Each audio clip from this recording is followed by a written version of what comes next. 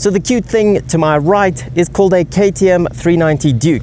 And today I'm going to tell you about 8 things that I strongly dislike, and every now and then when I'm in a really bad mood, usually on a Wednesday, I hate about it.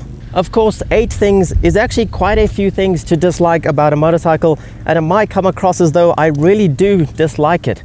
But that is the furthest thing from the truth, because actually every time I ride it, I like it just a little bit more. And as you know, you can't hate any motorcycle. And if I did hate a motorcycle, it definitely wouldn't be this little one. The first thing that drives me crazy on the little Duke is its temperature gauge, because it's far too similar to a car. Unlike a traditional or real motorcycle that'll give you an accurate readout of what your radiator temperatures are, for example 92 degrees Celsius, it just has a gauge similar to a car with a sliding needle. So as it heats up, the needle, it's digital, slides to the middle of the gauge and basically just sits there, whether it gets hotter or colder, so you have no idea what the actual accurate temperature is. And that annoys me because the fan comes on very often, and you never know when it's going to come on because this gauge just sits stagnant. If I knew when the fan was about to come on, say at 92 degrees Celsius, I would ride differently and try to cool it down before the fan needed to come on. But instead, we're stuck with this car-like gauge that I really don't like.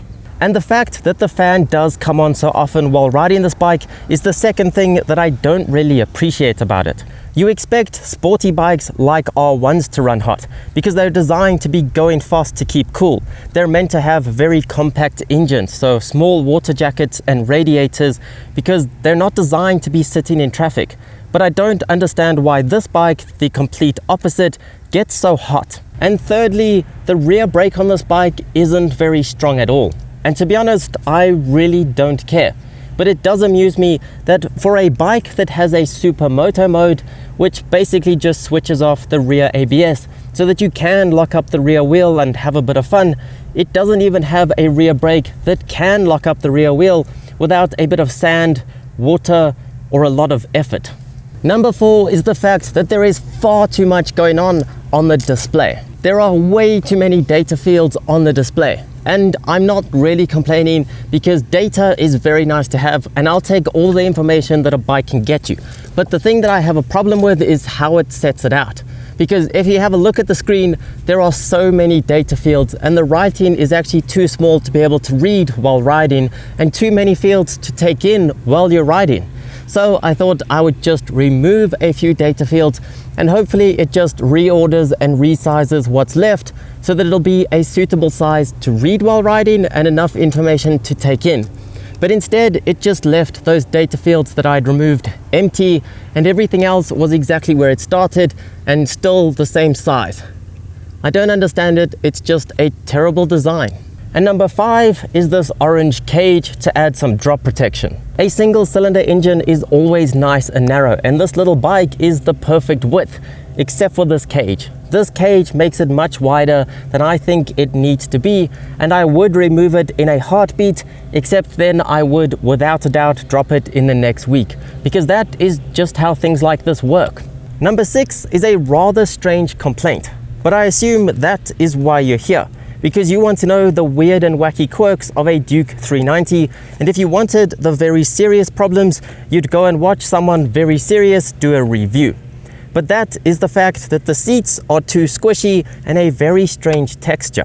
At first glance, these seats look like they could just be plastic, but then when you poke them, they are in fact squishy, although they look like they're about to crack. I'm just not a fan of this material. It's not nearly as bad as what's on the RC KTM's rear seats, but I just don't like it.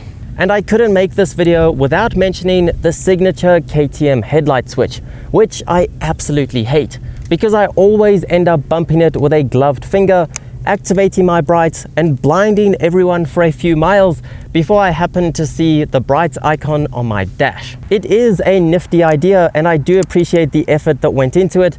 However, it doesn't work. And there's nothing wrong with a regular thumb switch on the other side of the controls like you find on pretty much all Japanese bikes. And lastly, the massive banner that takes up half of your dash warning you about low fuel that you get for about half a tank. So when your side stand is down, you get a side stand warning in the top left corner of your dash, just so you don't forget that it's down and ride away. Even though it won't let you because the kickstand has a kill switch, but anyway. And you get the same warning when you have low fuel, except I believe it's red and it says low fuel.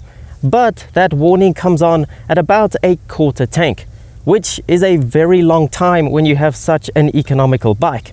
So it feels like this annoying banner is taking up most of your dash's real estate for a lot of your lifetime owning this bike. It could either warn me once or have a little icon like a regular bike, and I promise I wouldn't forget to fill it up.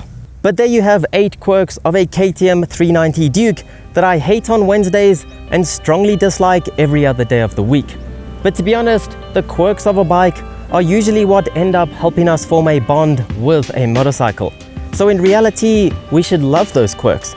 But anyway, thank you so much for watching Reduced Chaos, and I'll see you on the next ride.